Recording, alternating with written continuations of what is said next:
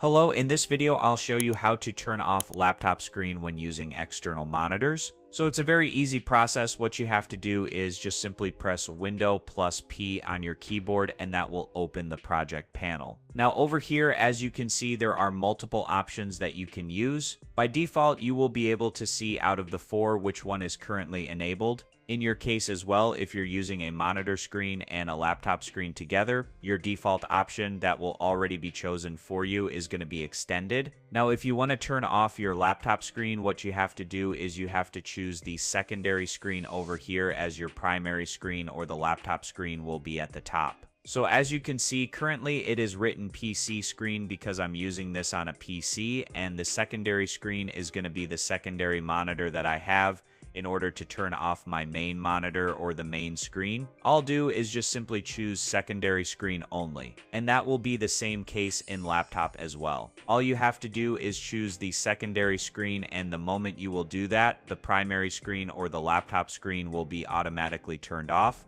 and all the functions will be transferred to the primary monitor or the secondary monitor that you're using. So you can also use the same settings in the display menu. All you have to do is right-click, then display setting. Then the system display will open up in front of you. As you can see, both of the monitors will be shown to you. Now over here, it is much simpler to do. All you have to do is just choose the monitor that you want. Like for example, your primary monitor is the laptop screen, which is highlighted as blue. All you have to do is click on the secondary monitor like this, and just let me choose make this my main display. And after you have done that, simply click on this option, which is the drop-down menu over here, and choose only one or two, whichever one is your secondary display. For example, my secondary display is the second one over here, or you have to choose only two. Now, if you want to identify which screen is 1 and 2 from your laptop and the secondary monitor, all you have to do is click on Identify right over here, and a number will be shown to you on both of the monitors. And after that, you will know what number is assigned to which screen.